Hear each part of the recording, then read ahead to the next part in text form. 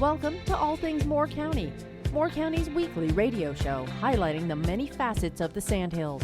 That includes real estate, lifestyle, community and neighborhoods. And now from 4 Properties, here's your host, Bill Sahadi. Good morning and welcome to the talk show, All Things Moore County. Dorothy, good morning. Good morning, Bill. We have a great guest to join us for the entire hour this morning, Ken Benway. Ken is a member of the Moore County Board of Education. Yep. But we're not going to be speaking a lot about the Board of Education today.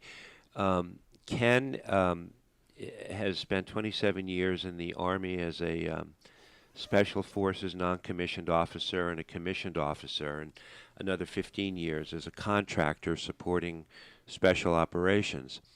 I don't know how long it's been since he's retired, but he's taken a very proactive role in the community of Moore County. Yes, and he has. He has, and he's here to talk about some of the events that he is affiliated with and some of his concerns and what you get from, you know how we always talk about Moore County is a great place to live? Yes. So it's made up of people like Ken who want the best for all its citizens, right? Yep. It doesn't matter left or right. It's not about that. It's about what's best for our community. And Ken, you know, I had this is a true story. I had a hard time falling asleep last night. So I got up and I'm walking around my house and I can't sleep. And I went on my computer to check my emails, you know, at 2 in the morning. And sure enough, I get on there and I go to YouTube and I go here and I go there. I get inundated with so much information about our world. Some of it, and now I'm at a point where I go, is this true or is this not true? And my brain is on overstimulation, so now I'm wide awake and I cannot sleep. And the way that we get our information through social media fuels so much of the dissension and so much of the apprehension in our world from on a day-to-day basis. And I think that sort of kind of leads into some of the things you want to talk about. But we live in a different world than we lived in 15 years ago. Absolutely. And first of all, thank you very much for having me to speak today. In addition to all the chaotic aspects of this thing is the confusion caused by all of this flood of information. Right. And trying to sort out the truth from the wheat from the chaff is almost impossible. Information is, you have to listen with a fine-tooth comb, and at a level that we never, I grew up, listening to Walter Cronkite on the news.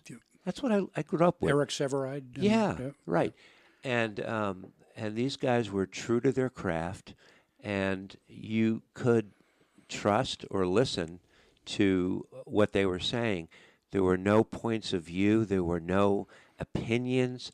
It was not entertainment. It was informational. I have to take a couple of ibuprofen sometime when I get in front of that computer. It's crazy.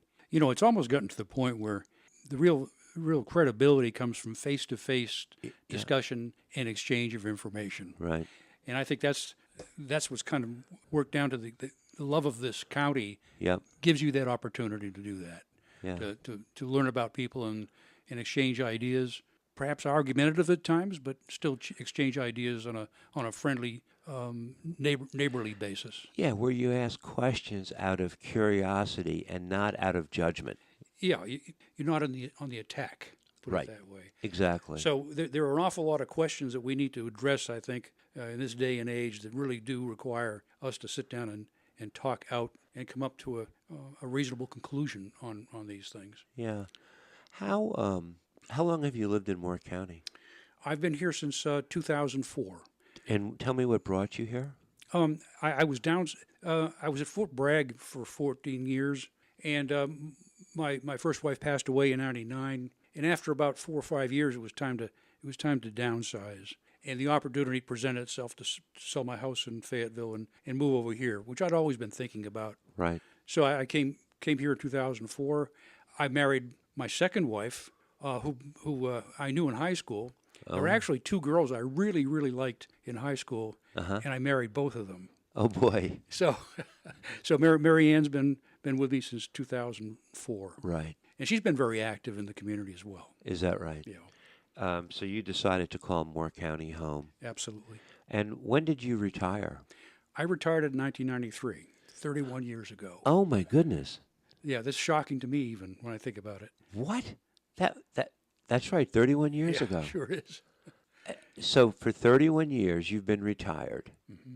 And Of course, 15 of those years I was a contractor. okay.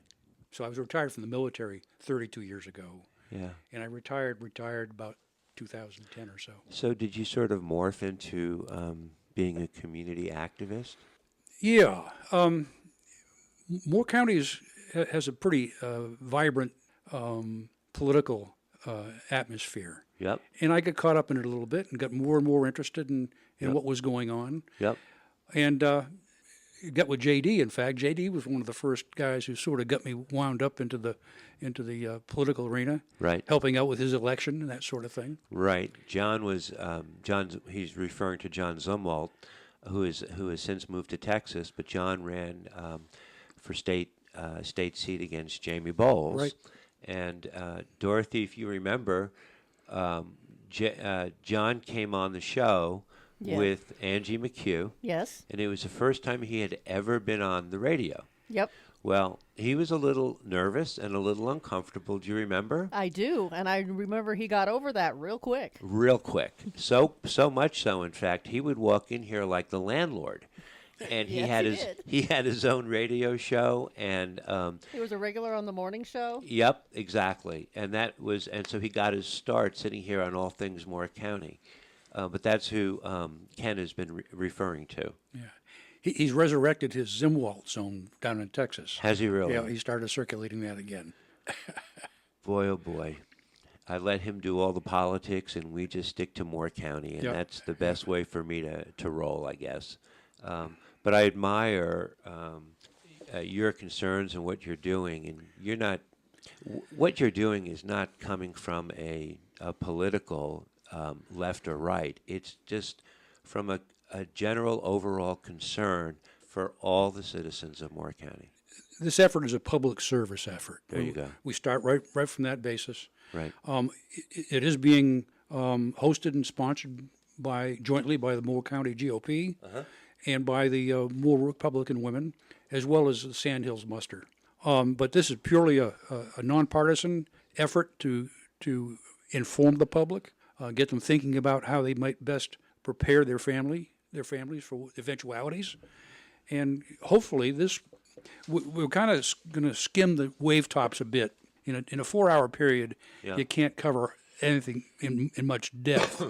But we hope to spin off from here some other reality or readiness mornings that drill down deeper into specific focused areas.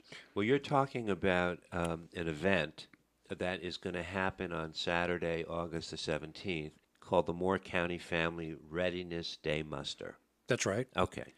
And that's going to be held in Aberdeen. Right. And that's a place called Freedom Hall, Right. which is the old gymnasium of the Aberdeen Primary School up on Kersey Street. Oh, yeah. Okay. Yeah. That's been refurbished, got new air conditioning and lighting, and it's a great place to have an event. Yeah. You know, it's funny.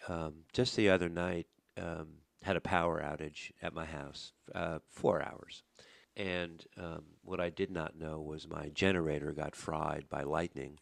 So I did get to sit there in the dark for 4 hours and remember what it was like without a generator.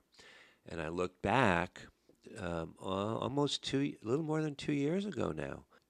Was it that December night or January night? December 2022. We had another power outage. Of course, nobody knew what was going on. to this day, that attack on our grid has not been solved. They have not found. I mean, and I kind of knew that was the case, and people were postulating about what it was. Was it the event down at the Sunrise Theater? Remember all of that? And that's all the speculation. oh Yeah. So, I mean, but that was part of the impetus for this Readiness That's Day. exactly right. The genesis of remembering that was 5 days without power.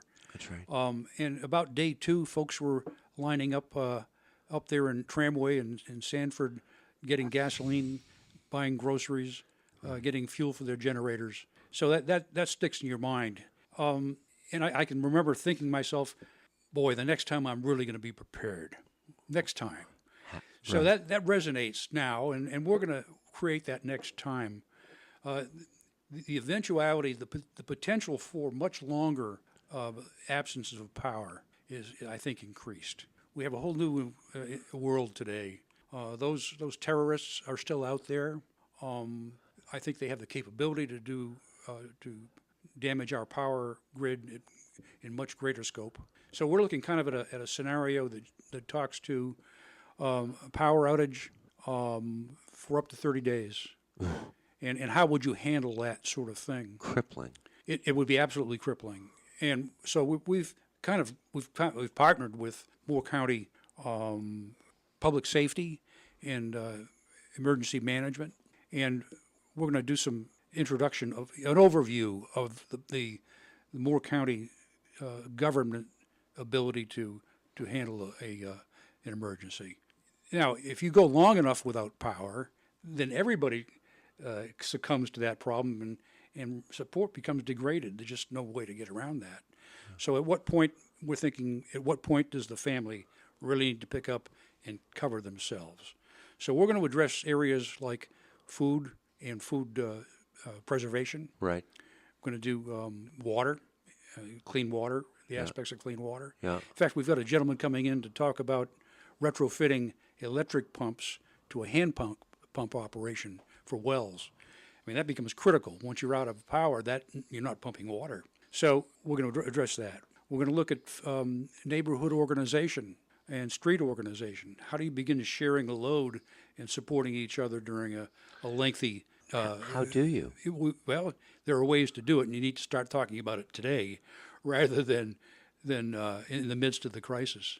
We're going to talk about communications.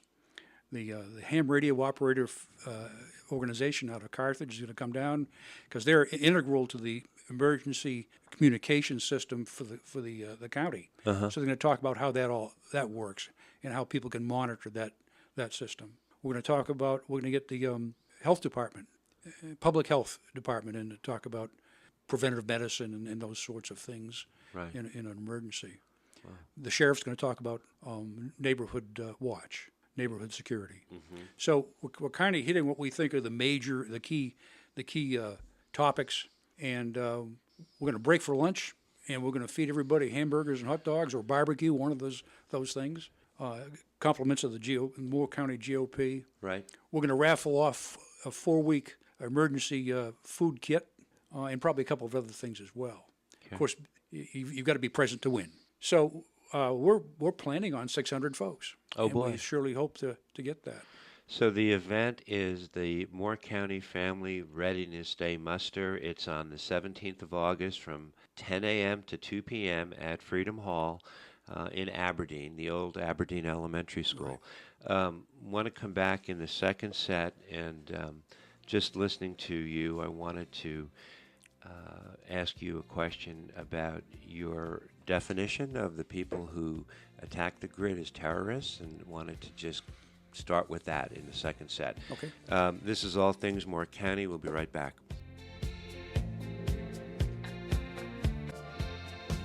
Welcome back to our second set of All Things Moore County. Our guest is Ken Benway. He is talking about the Moore County Family Readiness Day Muster, which is going to be on Saturday, August 17th from 10 to 2 at Freedom Hall in Aberdeen. More importantly, he has a very strong outlook and point of view that he wants to share. He's quantifying and qualifying a lot of the things that he feels the Family Readiness Day requires. And in the first set, you had said that that attack on our grid, which put us in harm's way for 5 days, and it was very frustrating because there didn't seem to be any leads or any clues. And then I remember shortly thereafter, because we had a national stage, we were in the national news. Certainly were. Do you remember? And then there was a copycat attack. I want to say it was in the state of Washington. The Northwest of the United States has had several of these events over the years. Right. Okay. There are certain patterns that take place over time, and you begin to start tentatively connecting the dots. So, an attack on the grid on a regional basis is entirely feasible in my view, and we just have to be prepared for that sort of thing to be able to weather it.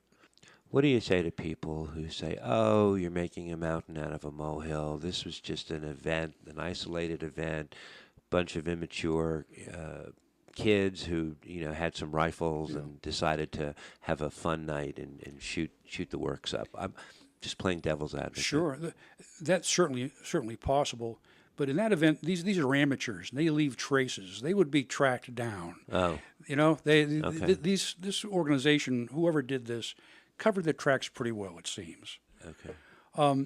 And as far as being a one-off, in 1993, the World Trade Center was bombed from below by a truck bomb. Yes. And by gosh, what happened to I was in New York at on the 9/11? time. I was in New York City at that time. So these are earth-shattering events that can take place. Right. Now, certainly we want to be prepared generically. I'm not going to have everybody, watching for terrorists here. We've got a hurricane bearing down on us, That's right. and the same effects can take place. Look at some of these recent hurricanes in the last 10, 20 years have been devastating. Yeah. So just generally, we need to be prepared for an unpredictable world, an increasingly unpredictable world. I caught myself the other night. It just occurred to me. I was watching the Olympics, and, everything is delayed by 6-7 hours. And here was a spectacular event, and here all I'm thinking about is, oh my gosh, things seem so wide open over there. Could something happen? There was something at the Boston Marathon a few years back. Right. And here I am now, because of all the stuff on social media and on TV and the news cycle. Now I'm watching the Olympics, and I can't enjoy it because I'm thinking, could there be a terrorist plot or an attack? So far, it looks like it's been very well taken care of, but you never know. We've over the last several years, we've added north of 10 million uninvited guests into our country. Yeah. So all of coming from many countries that don't like us, there's a wonderful opportunity here to infiltrate folks' cells, etc. In particular, the Chinese communists. Mm-hmm. We've had tens of thousands of fighting-age male Chinese come into this country. If I were the Chinese communists, I would have infiltrated a division worth of them by now, and prepared to do what they need to do when we tell them to do it. This is not a benign infiltration of our country that we've experienced. Implied in your statements is I sense a deep-seated belief that as Americans, we have our head buried in the sand, and we don't. It's not in our sight, not in our mind. We're very comfortable. Yeah. We've become extremely comfortable. Insular, and that's a dangerous, almost insular. That's kind of a real risky situation to be in. Okay. I think our media has not helped us. Right, I agree. I think it's been leaving out the information we need, gaslighting to that effect. So we all need to do our local assessment. We know what Moore County is. We know the people in here in Moore County. Yeah. We can all work together, and let's pull together to surmount any obstacle, any challenges we have. We have that ability. the awareness factor hopefully will increase tenfold as a result of this Family Day on the 17th of August. That's, I guess, one of your initial goals. Yes. Make people Yep. aware. Like, Yep. there's a problem. Well, where's the problem? And then, now I'm listening to you and I'm thinking to myself, wow, yeah, you're right. We do have our heads in the sand a little bit. I mean, we were caught a few weeks ago watching TV, Butler, Pennsylvania. I mean, it desensitizes you too. There's an attempted assassination, and not a political. It's just that this country is unhinged, and we are. Something has cut through the layers, and has gotten into our psyche. Our genes. Huh? Yeah. Something.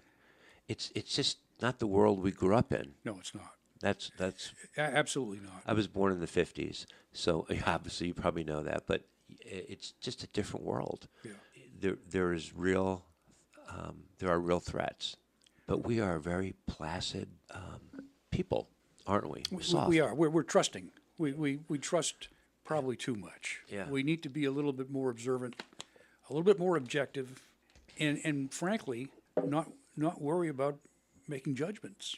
I mean, we have to evaluate what we see and make a judgment about what we see and understand. So, be honest with ourselves, I guess, is probably the best way to describe that. Whose idea was it to create this Family Readiness Day? Was this a conversation amongst a host of different people at different levels in Moore County? Actually, myself and Bill Damastis, who's the vice president of the GOP, Okay.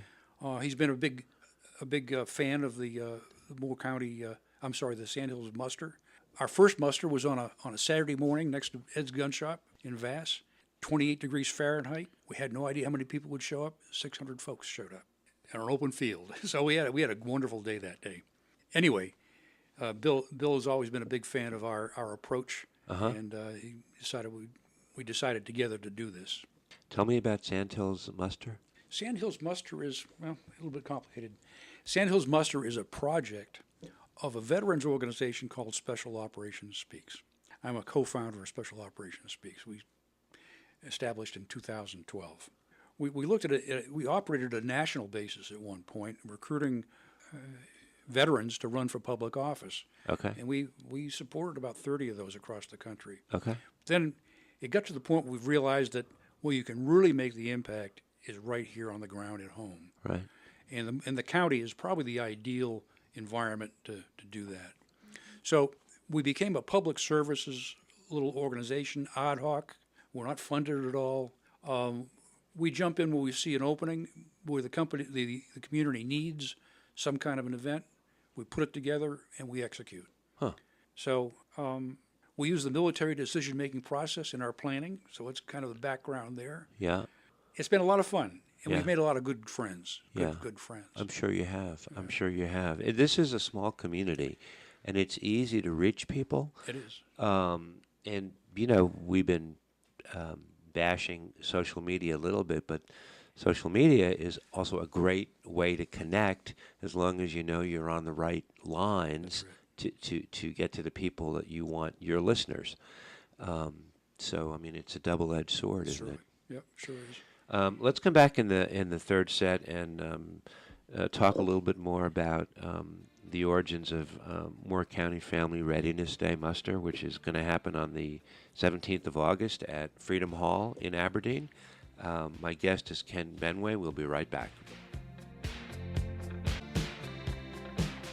Welcome back to our final set of All Things Moore County with Ken Benway, talking about the Moore County Family Readiness Day Muster event on the 17th of August at Freedom Hall in Aberdeen.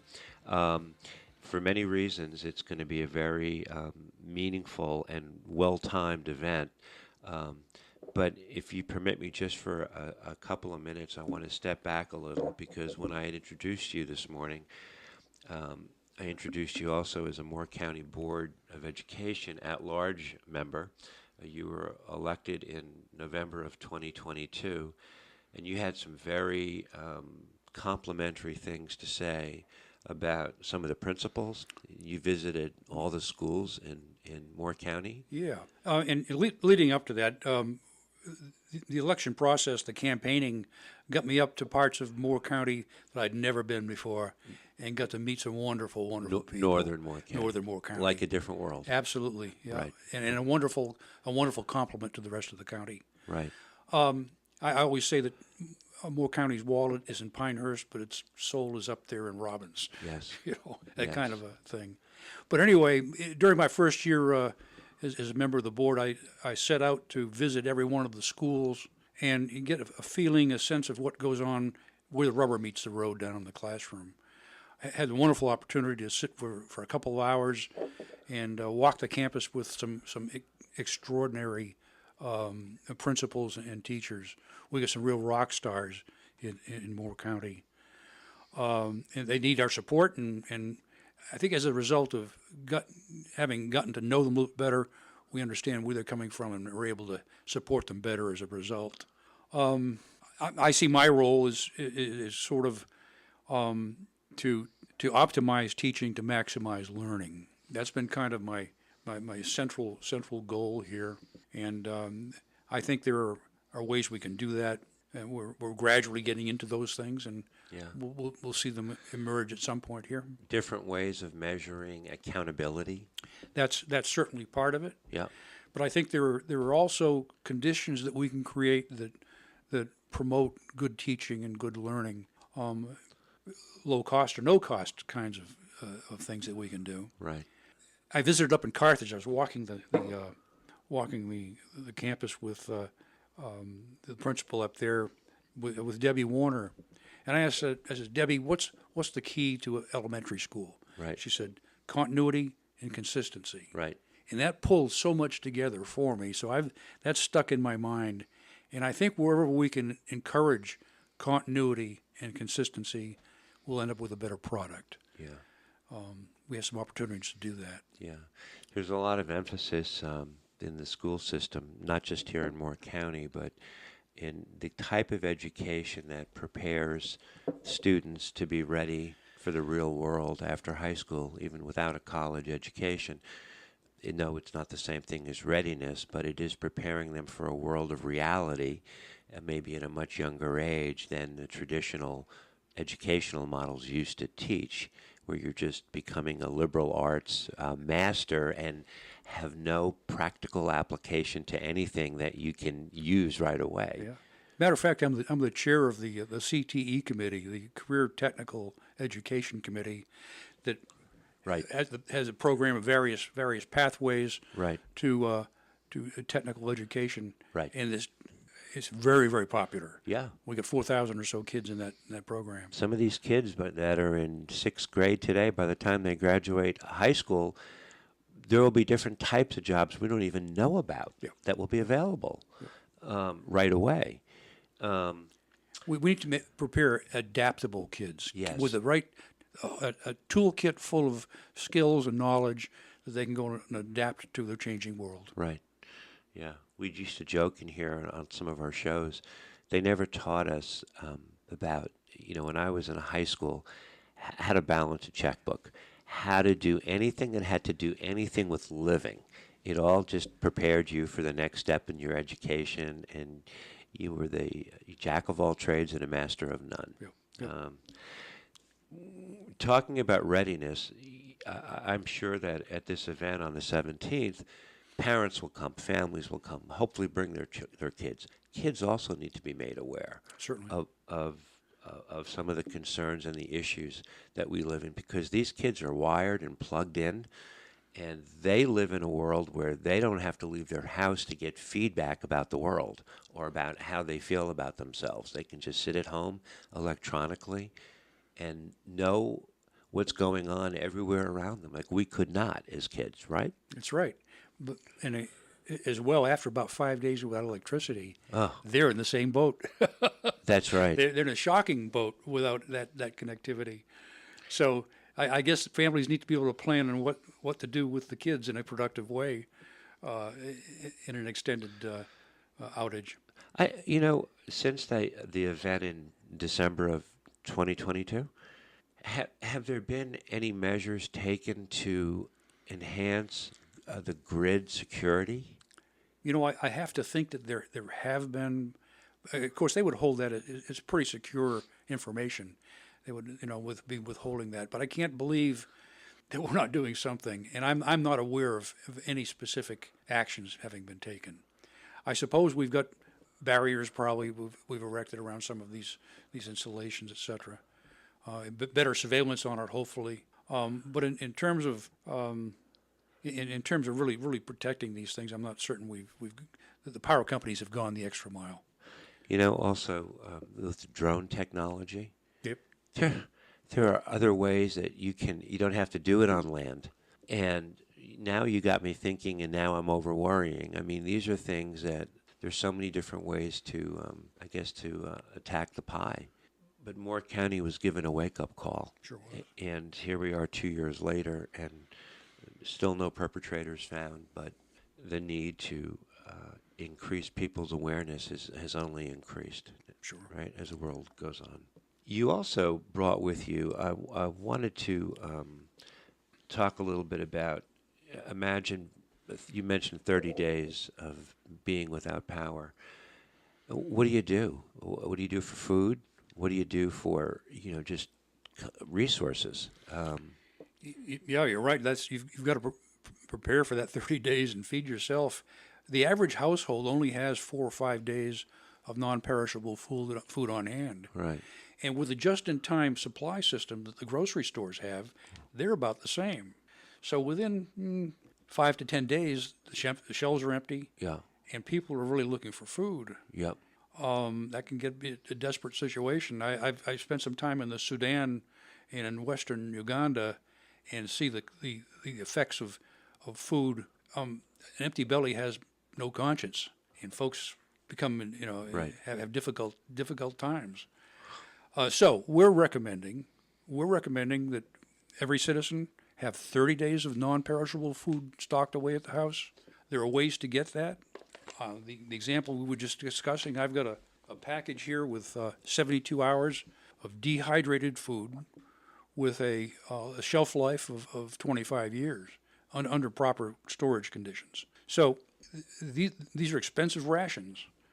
You can get in from 72 hours to 1 year's supply of these rations if you choose, and if you have the money to do so. I think these will be on display, these food packets? Yes, they will. We'll have some 3-month packages and the 72-hour packages. What kind of food? There's a lot of carbs in these things. About 1,300 calories per day. Most nutritionists want to see about 2,000 calories per day. So these rations would have to be supplemented by something. And we've got a extension service person to come in and talk about food preservation that you can supplement these rations with. So that the rations bring the energy part, and the supplement brings the real nutrition part, the vitamins and that sort of thing. So these will be on display. They will. And people can get information if they want to stockpile or purchase or Yes. have some sort of connection to something in the event of a catastrophe. We're not promoting any particular company, but what we have on hand, we will show folks. Yeah. We're going to provide folks for each of the topics we cover during this event. We're going to send people a file. Okay. With additional links, digital links, where they can get further information on that topic. We also have some folks talking about having a readiness mornings to follow in the next couple of months. One person wants to do a seasonal foraging course for people. So anyway, this hopefully spins off additional opportunities to learn and to improve the readiness situation. It seems like the day is predicated upon encouraging people not to be reactive, but to initiate behaviors that can be productive in a short term, because we typically react. That's right. We do. I mean, that's what we just, uh-oh, now what? And if you're in a react situation for 30 days, you're in real trouble. Right. So readiness, preparation, some predictability that brings along with it goes a long ways. Yeah. And we can, rather than devoting our time to trying to scavenge and find food, then we ought to have a full belly and restoring governance, restoring services, et cetera, over that period.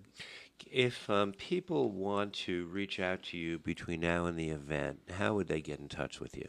I'll give them my email address. That's kjbenway@mac.com. Okay. That's mac.com. We will also have some links to the GOP page where further information on this event will be available. Okay.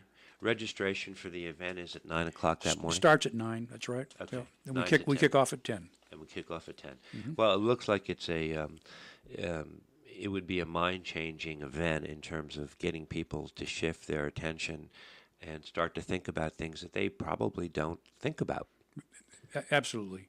And we truly appreciate the cooperation and assistance of the Moore County government in helping us out with this project. Yeah. My hats are off to you. I think it's a great event. I think the timing is good.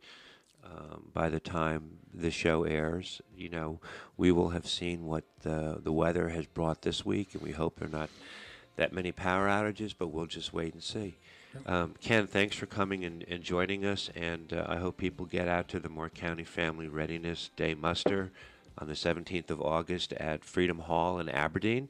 Registration is from 9 to 10, and the event runs for 4 hours, and there's a full program, which will cover a lot of eventualities that people may not have a chance to see all under one roof. Yep, that's 310 Kaiser Street. 310 Right. Kaiser Street. Right. Thank you, Ken. Thanks so much for having me. My pleasure. This is All Things Moore County. Have a great week. Thank you.